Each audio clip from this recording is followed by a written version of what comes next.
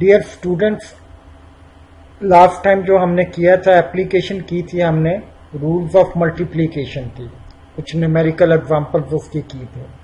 जैसा आपको बताया था कि सैंपल स्पेस में आउटकम्स की तादाद को काउंट करने के लिए हमने दो रूल डिस्कस किए थे। एक रूल ऑफ मल्टीप्लिकेशन था, दूसरा रूल ऑफ कॉम्बिनेशन था। तो रूल ऑफ मल्टीप्लिकेशन में न्यूमेरिकल क्वेश्चन कैसे करते हैं ये आपने पिछले लेक्चर में सीख लिया। आज हम देखेंगे कि रूल ऑफ कॉम्बिनेशन में आप जो है न्यूमेरिकल क्वेश्चन कैसे करते हैं और प्रोबेबिलिटीज कैसे कैलकुलेट की जाती हैं।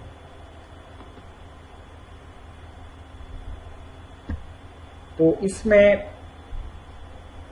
रूल ऑफ कॉम्बिनेशन, जैसा कि आपको पहले भी पता है कि according to this rule, out of n total object, r object can be selected in n CR different ways, where n CR is equal to n factorial r factorial n minus r factorial। के rule of combination कहाँ इस्तेमाल करते हैं? जहाँ हमारे पास n object होते हैं और उनमें से r ऑब्जेक्ट हमने सिलेक्ट करने होते हैं। फर्ज करें कि 10 स्टूडेंट्स हैं, उनमें 2 स्टूडेंट्स हम रैंडमली सिलेक्ट करना चाहते हैं, या आप कह सकते हैं कि 10 बॉल्स हैं, उनमें से 4 बॉल जो है हम रैंडमली सिलेक्ट करते हैं। तो वहाँ रूल ऑफ कॉम्बिनेशन जो है हम इस्तेमाल करते हैं जहाँ आपने सिलेक्शन करनी होती है। तो इसके लिए न्यूमेरिकल एग्जांपल लेते हैं कि एग्जांपल कुछ इस तरह से है कि there are 4 white and 6 black rabbits in the bag. कि रैबिट्स हैं एक बैग में कि जिसमें 4 वाइट हैं और 6 जो है ब्लैक कलर के रैबिट हैं। कि बगैर देखे आप रैंडमली 2 रैबिट्स जो हैं उसमें से ड्रा करते हैं, एक एक करके आपने ड्रा किया। तो वो इसमें मुख्तलिफ प्रोबेबिलिटीज आपसे पूछी गई कि what is the probability both are white. क्योंकि 4 वाइट थे 6 ब्लैक थे, तो वो कहता है क्या चांस है कि, या क्या प्रोबेबिलिटी है कि दोनों ही वाइट कलर के आ जाएं, क्योंकि 2 आप निकाल रहे हैं ना एक टाइम पे, तो दोनों ही वाइट कलर के आ जाएं। दूसरा ये है कि बोथ आर ब्लैक, दोनों ब्लैक कलर के निकल आए। तो 6 ब्लैक थे, ये भी तो हो सकता है ना, जब आपने आंखें बंद करके 2 निकाले हैं या बैग में से 2 ऐसे खींच के निकाले हैं, बैग तो आपको नजर नहीं आ रहा कि अंदर कौन कौन से हैं, आपने 2 निकाल लिए तो वो ब्लैक कलर के आ जाएं। और या फिर वो कहता है कि क्या प्रोबेबिलिटी है कि 1 वाइट आ जाए और 1 ब्लैक आ जाए। तो ये क्वेश्चन आपको दिया गया। अब ये देखें, जो पिछले लेक्चर में आपने क्वेश्चन किए थे उनसे ये काफी हद तक डिफरेंट क्वेश्चन है, क्योंकि उसमें एक एक्सपेरिमेंट को आप एक से ज्यादा मरतबा रिपीट कर रहे थे। यहाँ क्या है कि जहां आपको n ऑब्जेक्ट दिए हुए हैं, उनमें से r ऑब्जेक्ट आप सिलेक्ट करने जा रहे हैं। जैसे n से मुराद क्या है कि टोटल ऑब्जेक्ट कितने, 4 वाइट हैं 6 ब्लैक हैं, टोटल 10 रैबिट्स हैं, और उनमें सिलेक्ट कितने करने जा रहे हैं, 2 रैबिट आप सिलेक्ट करने जा रहे हैं। तो जब आप कोई चीज सिलेक्ट करते हैं कुछ ऑब्जेक्ट में से, तो वहां रूल ऑफ कॉम्बिनेशन आप जो है वो अप्लाई करेंगे। तो रूल ऑफ कॉम्बिनेशन के तहत क्या होता है कि NCR लिखते हैं, n टोटल ऑब्जेक्ट जो होते हैं, R जो उनमें से ड्रा किए जाते हैं। तो उसको आगे खोल के n फैक्टोरियल r फैक्टोरियल और n माइनस r फैक्टोरियल आपकी सैंपल स्पेस के टोटल आउटकम्स बनते हैं। तो सोल्यूशन में आते हैं कि first step is to find the total outcomes of sample space. कि सैंपल स्पेस की टोटल आउटकम फार्मूला है NCR, जहां n क्या होगा कि 4 वाइट है 6 ब्लैक है, टोटल आपके जो ऑब्जेक्ट होंगे या यूनिट होंगे वो 10 है। कि 10 में से आपने कितने ड्रा करने हैं, 2 ड्रा करने हैं। ये भी क्वेश्चन में दिया है 2 रैबिट्स आर ड्रा। तो कितने तरीकों से आप ये ड्रा कर सकते हैं, 10C2 ये रूल ऑफ कॉम्बिनेशन हमें कहता है कि n टोटल है, r आपने ड्रा करने हैं, तो NCR तरीकों से आप ड्रा कर सकते हैं। 10C2 को आपको लास्ट टाइम बताया था कि कैलकुलेटर से डायरेक्ट भी निकाल लेते हैं, या वैसे आपको आना भी चाहिए कि 10 फैक्टोरियल ऊपर लिख लेते हैं नीचे जो वैल्यू होती है आर फैक्टोरियल वो नीचे लिख लेते हैं, या 2 का फैक्टोरियल आप नीचे लिख लेते हैं। फिर इन दोनों का जो फर्क होता है n माइनस आर, ब्रैकेट डाल के n माइनस आर लिख के उसका फैक्टोरियल भी नीचे लिख लेते हैं।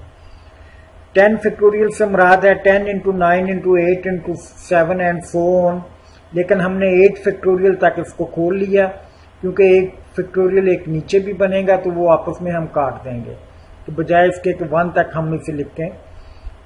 तो r से मुराद 2 था, 2 फैक्टोरियल आ गया।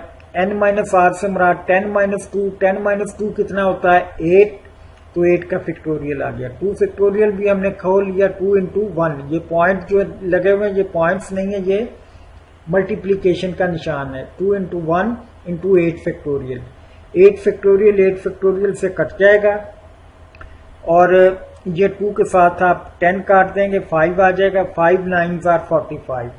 तो सैंपल स्पेस की टोटल आउटकम्स आपके पास 45 बन जाएंगी, क्योंकि ये कॉम्बिनेशन का रूल यही बताता है कि टोटल आउटकम्स कितनी बनेंगी, ये हमें पता चल गया। टोटल आउटकम्स हमने क्यों पता लगानी है, क्योंकि हमने प्रोबेबिलिटी जब निकालनी है तो प्रोबेबिलिटी का सिंपल सा रूल है, आपको बताया होगा कि favourable outcomes divided by total outcomes करते हैं सैंपल स्पेस की। तो सैंपल स्पेस की आउटकम्स तो हमने निकाल ली। अब हर इवेंट के लिए, ये 3 इवेंट्स हैं, हर एक के लिए फेवरेबल आउटकम्स आप निकालेंगे, 45 पे डिवाइड करते जाएंगे तो हर इवेंट की प्रोबेबिलिटी आपके पास निकलती जाएगी। तो नेक्स्ट चलते हैं स्लाइड पे, कि जैसे आपको बताया कि 4 वाइट बॉल थे, 6 ब्लैक बॉल थे, 10 टोटल बॉल थे आपके पास। तो इवेंट ए आपका है, या पहला पार्ट जो था कि बोथ आर वाइट, कि प्रोबेबिलिटी आपने निकालनी थी कि दोनों जो हैं बॉल वो वाइट कलर के आ जाएं। इसको आपने नाम दे दिया इवेंट ए का। तो टोटल तो केस आपने निकाले हुए हैं सैंपल स्पेस के 45 बनते हैं। अब इवेंट ए को फेवर करने वाले कितने हैं, कितने केस हैं, ये भी हम निकालेंगे। पिछले क्वेश्चंस में तो ये होता था कि आप वो गिन लेते थे, वहां से सैंपल स्पेस आपके सामने होती थी, डिस्प्ले की हुई होती थी। यहाँ सैंपल स्पेस आपके सामने नहीं है, आपने वही रूल ऑफ कॉम्बिनेशन से ही फेवरेबल आउटकम्स भी जो है वो देखनी है कितनी बनती हैं। वो कहते हैं बोथ आर वाइट, कि आपने 2 जो है वो ड्रा किए हैं, दोनों ही वाइट कलर के रैबिट आ जाए। रैबिट क्या होते हैं, खरगोश जो हैं, कि दोनों ही वाइट कलर के आ जाएं, इसके क्या चांसेस है। तो बोथ आर वाइट से मुराद है टोटल वाइट कितने थे हमारे पास 4, और निकाल हम कितने रहे हैं कि दोनों ही वाइट आ जाएं। वो कहता है 4C 2 तरीके होंगे दोनों वाइट निकालने के, और जब ये दोनों वाइट निकल आएंगे तो पीछे फिर ब्लैक कितने निकलेंगे, ब्लैक कोई भी नहीं निकलेगा। तो इन 6 में से 0 आ जाएगा, और ये वाइट में से ये 2 के 2 आ जाएंगे, क्योंकि हमारा इवेंट ये कह रहा है। तो इवेंट को सपोर्ट करने वाले या उसके फेवरेबल एलिमेंट्स निकालने के लिए ये तरीकेकार आप इस्तेमाल करेंगे कि टोटल वाइट आपके पास 4 हैं, तो दोनों वाइट आपने निकालने, बोथ आर वाइट। बोथ से मुराद क्या है कि क्वेश्चन में कहा था कि 2 आपने निकाले कि दोनों ही वाइट आ जाएं, तो 4C 2 तरीके होंगे उसके लिए, 4 में से 2 निकालने के लिए, 6 में से क्योंकि कोई नहीं निकालना, क्योंकि टोटल 2 ही निकालने, तो 6C 0 आ जाएगा। तो हमने 4C 2 को जब हल करते हैं, ये आपको निकालना आता है कि 4 का फैक्टोरियल, नीचे वाली वैल्यू 2 का फैक्टोरियल, और इन दोनों का फर्क 4 माइनस 2 का फैक्टोरियल। और 6C 0 जो है ये आपको बताया हुआ है कि 0 के साथ कोई भी कॉम्बिनेशन अगर नीचे 0 आ जाए तो वो 1 के बराबर आ जाता है, चाहे यहाँ 6 है, 8 है, 9 है, 10 है, या हल भी करके देख लें, कैलकुलेटर से भी कर लें तो ये 1 ही आएगा। तो ये वाला भी आपने हल कर लिया और ये भी हल कर लिया। दोनों को हल करने के बाद आपस में मल्टीप्लिकेशन का निशान है तो मल्टीप्लाई कर दिया। जब आप मल्टीप्लाई करेंगे तो आपके पास आंसर 6 आ जाएगा। तो ए को फेवर करने वाले एलिमेंट, इसको आप ऐसे लिखते हैं एन ऑफ ए, कितने आ जाएंगे 6 एलिमेंट आ जाएंगे। तो ये 2 चीजें हों तो आप प्रोबेबिलिटी निकाल लेते हैं कि फेवरेबल एलिमेंट्स ऊपर और टोटल एलिमेंट्स नीचे। पहले आपने टोटल एलिमेंट निकाले थे 45, उनको n ऑफ s से जाहिर करते हैं कि सैंपल स्पेस के टोटल आउटकम्स, और ए इवेंट को फेवर करने वाले अभी आपने निकाले ये 6 थे, तो 6/45 जो है ए इवेंट की प्रोबेबिलिटी बन जाएगी। आगे वो सेकंड में कहता है कि आपने 6 में वो टोटल 10 में से 2 जो है निकाले हैं, वो दोनों जो हैं वो बोथ आर ब्लैक, कि वो दोनों जो रैबिट निकाले हैं वो ब्लैक कलर के निकल आए, इसके क्या चांसेस हैं? इसका मतलब ये हुआ कि व्हाइट में से तो कोई नहीं निकलेगा, दोनों ही ब्लैक निकलने चाहिए, तो 4C 0 लिख देंगे यहां। और ब्लैक कितने हैं? टोटल 6 हैं, तो 6 में से दोनों निकल आए, क्योंकि अब वो बोथ आर ब्लैक की बात कर रहा है, तो 6C2 वो आ जाएगा। दरमियान में मल्टीप्लीकेशन का निशान डाल देंगे, क्योंकि ये आमतौर पे इसका फायदा कोई नहीं होता, लेकिन लिख लेते हैं क्योंकि थोड़ी सी आपकी अंडरस्टैंडिंग के लिए कि 4 में से कोई नहीं आ रहा है और ब्लैक में से 2 आ रहे हैं, तो 4C 0 जैसे पहले बताया था ये भी 1 होगा, और 6C2 को आप खोल लेंगे, 6 का फैक्टोरियल नीचे 2 का फैक्टोरियल, 6 माइनस 2 का फैक्टोरियल, इसको हल करेंगे तो ये 15 आ जाएगा। तो बी को फेवर करने वाले आपके पास 15 केस आ जाएंगे। तो प्रोबेबिलिटी बी क्या बनेगी? जहां ए लिखा हुआ यहां आपने बी लिख लेना है, n of B over n of S. ये ए लिखा हुआ यहां आपने ये बी लिखना है, क्योंकि बी के लिए ये हम निकाल रहे थे n b, n of B over n over s, that is आ जाएगा कि 15/45। तो बी की प्रोबेबिलिटी 15/45, इसको सिंप्लीफाई करना चाहें तो 1/3 भी आ सकता है, वो भी आप कर सकते हैं। अब तीसरा पार्ट इसका ये है, सी पार्ट या third part, 1 white and 1 black. तो 2 आपने निकाले हैं, एक रैबिट व्हाइट आ जाए, दूसरा जो है ब्लैक आ जाए, इसकी क्या प्रोबेबिलिटी? 3 पार्ट ही थे इस क्वेश्चन के, इसको आपने सी इवेंट का नाम दे दिया। जैसे मैंने बताया कि इवेंट को आप ए बी सी से नाम देते जाते हैं, ये इवेंट जिसकी प्रोबेबिलिटी निकालनी है वो सी इवेंट कह दिया, और सी इवेंट को फेवर करने वाले एलिमेंट हमने देखने हैं कितने, क्योंकि टोटल तो हमें पता है 45, ये हमने शुरू में निकाल लिए थे। हर एक के फेवर करने वाले एलिमेंट ऊपर लिख दें तो वो प्रोबेबिलिटी बन जाती है, सिंपल सी बात है। तो सी क्या था कि 1 व्हाइट एंड 1 ब्लैक, कि ये 4 व्हाइट थे टोटल, 4 में से 1 व्हाइट निकालने के 4C1 तरीके होंगे, और 1 ब्लैक या अदर ब्लैक जो निकालना है, 6 में से एक निकालना, तो 6C1 जो है ब्लैक निकालने के तरीके होंगे। 4C1 आपको पता है कि जो ऊपर वाली वैल्यू हो, नीचे अगर 1 है तो वो उसके बराबर आ जाते हैं, ये 4 के बराबर आ जाएगा, और 6C1 जब निकालेंगे या फार्मूला लगाएं तो ये 6 के बराबर आ जाएगा, 4 × 6। ये दरमियान में मल्टीप्लीकेशन का निशान डालेंगे जैसे यहां डाला हुआ था, तो ये 24 जो है आपके NC आ जाएंगे, या C को फेवर करने वाले एलिमेंट या C इवेंट को फेवर करने वाले एलिमेंट 24 आ जाएंगे। तो प्रोबेबिलिटी ऑफ C क्या होगी? C को फेवर करने वाले n of C over n of S, 24/45। ये वाले 24 उसको फेवर करने वाले, 45 जो शुरू में आपने निकाले थे पिछले स्लाइड पे, ये वाले। तो ये तीसरे इवेंट की प्रोबेबिलिटी आपके पास आ जाएगी। तो इस तरीके से रूल ऑफ कॉम्बिनेशन अप्लाई करते हुए आप मुख्तलिफ क्वेश्चन में प्रोबेबिलिटी निकाल सकते हैं, या मुख्तलिफ इवेंट्स की प्रोबेबिलिटी निकाल सकते हैं। इसमें कोई और इवेंट भी आपसे पूछा जा सकता था, उसकी प्रोबेबिलिटी भी आप निकाल सकते हैं।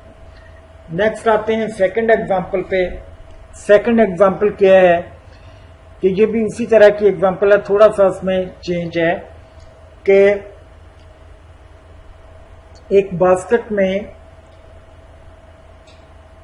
के 6 गुड एंड 2 बैड एग्स पड़े हुए थे। 6 अंडे ठीक वाले थे और 2 अंडे जो हैं वो खराब वाले थे। 4 एग्स आर टेकन, 4 अंडे उसमें से लिए गए to make a cake, cake बनाने के लिए आपने 4 अंडे लिए। तो वो कहते हैं क्या प्रोबेबिलिटी कि half of the eggs are bad, कि आधे अंडे जो हैं वो खराब निकल आए। तो 4 अंडे जो लिए उनमें से आधे कितने होंगे, 2 अंडे खराब निकल आए, इसकी क्या चांसेस हैं। Second, all eggs are good, कि सारे ही अंडे ठीक निकल आए, आपका केक सही बन जाए।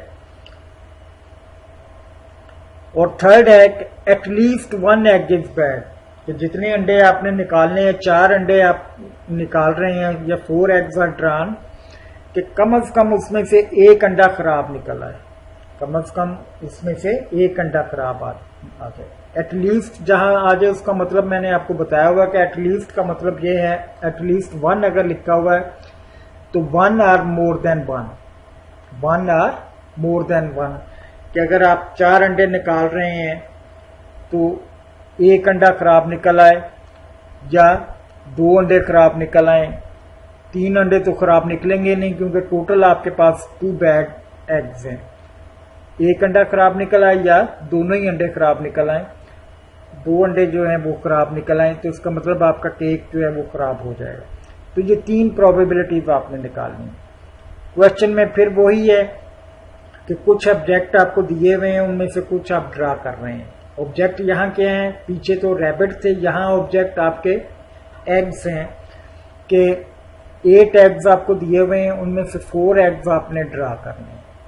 तो कितने तरीकों से ड्रा कर सकते हैं, 8C4, 8 अंडों में से 4 अंडे आपने रैंडमली निकालने हैं, तो 8C4 आपके पास डिफरेंट आउटकम्स बनेंगी जो सैंपल स्पेस की टोटल आउटकम्स कहलाएंगे रूल ऑफ कॉम्बिनेशन के तहत, क्योंकि कॉम्बिनेशन रूल वहीं अप्लाई करते हैं जहां n में से r आपने ड्रा करने हो, जैसे 8 में से 4 हम ड्रा कर रहे हैं। तो फार्मूला वही है, 8 का फैक्टोरियल, नीचे वाली वैल्यू 4 का फैक्टोरियल, 8 माइनस 4 का फैक्टोरियल।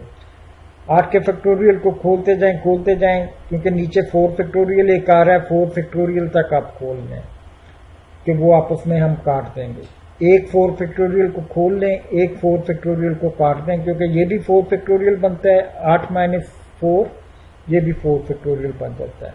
इसको हल करेंगे तो ये 70 केसेस आपके बन जाएंगे।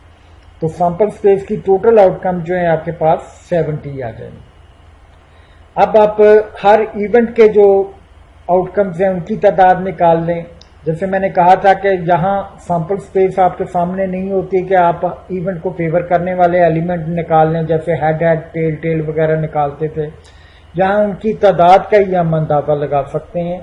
मसलन पहला इवेंट आपका था, या पहली प्रोबेबिलिटी आपने निकालनी कि half eggs are bad.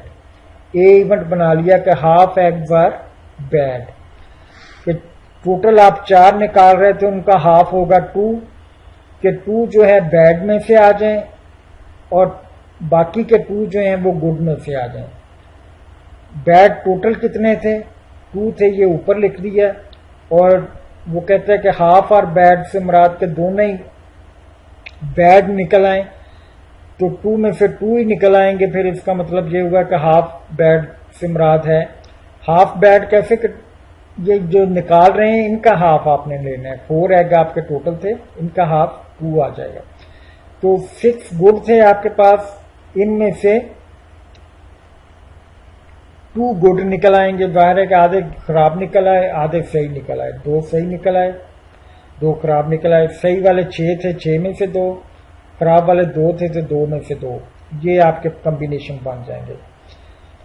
2C2 जो है ऊपर नीचे एक जैसी वैल्यू हो तो वो भी आपको पता है कि 1 के बराबर होता है, 1 लिख देंगे।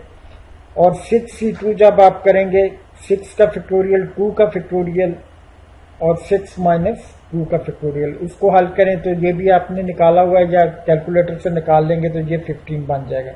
ये दरमियान में एक्स सा बना हुआ है, ये मल्टीप्लीकेशन का निशान है, तो 15 मल्टीप्लाइड बाई 1 इक्वल टू 15 आ जाएगा। ये 1 लिखा हुआ, यहां आपने 15 लिख देना है।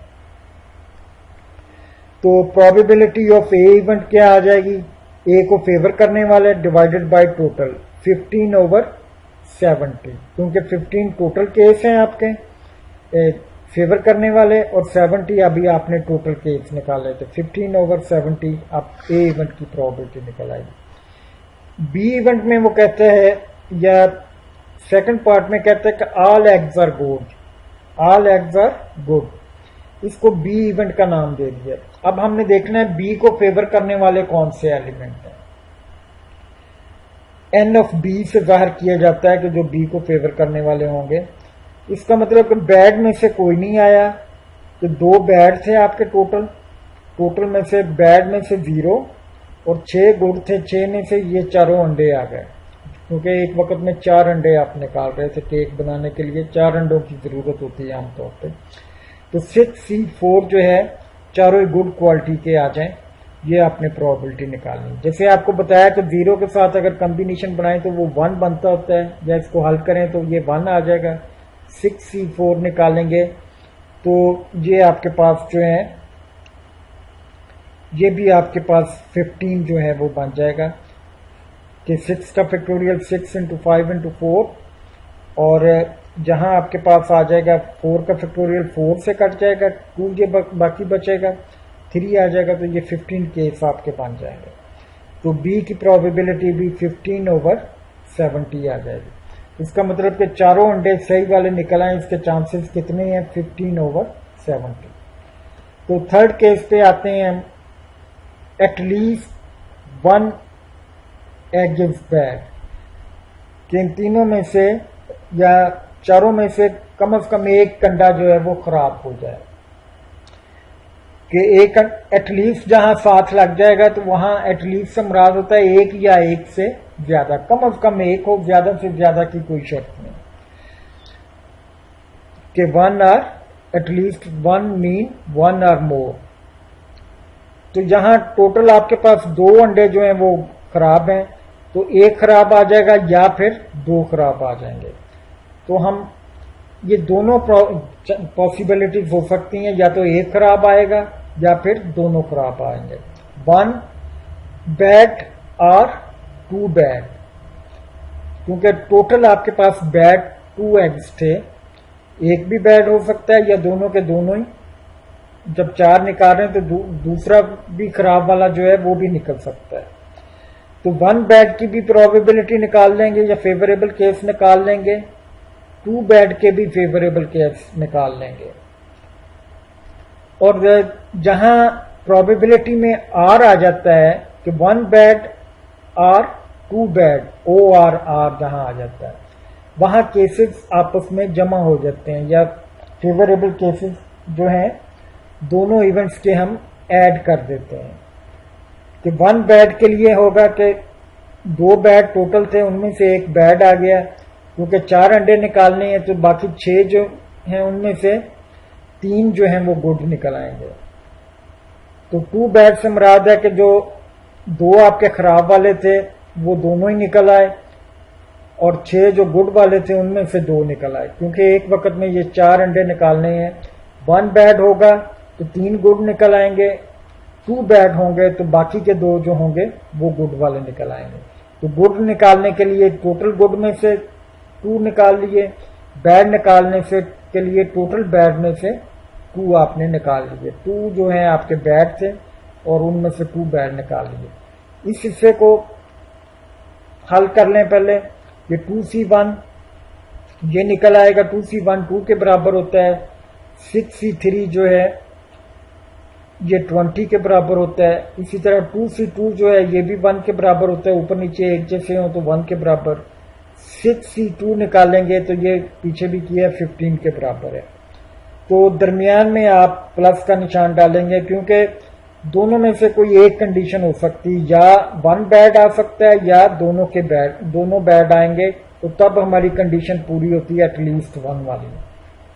कि एटलीस्ट 1 से मुराद है कि 1 भी बैड हो सकता है या मोर देन 1, या दोनों भी बैड हो सकते हैं। क्योंकि टोटली 2 थे हमारे पास बैड, तो ये 2 तक चलेगा। अगर 3 बैड होते तो तीसरी कंडीशन भी हम लगाते। तो आर आता है दरमियान में, इसलिए हमने यहां ये प्लस लगा दिया। इन दोनों को पहले ज़रब देना है आपने, फिर बाद में जमा कर लेना है। इसके 20 एलिमेंट बने, इसके 15 बने, टोटल 35 आपके जो है सी इवेंट को फेवर करने वाले एलिमेंट बन गए 35। तो P ऑफ C जो है, या प्रोबेबिलिटी ऑफ C क्या होगी? NC/NS 35/70।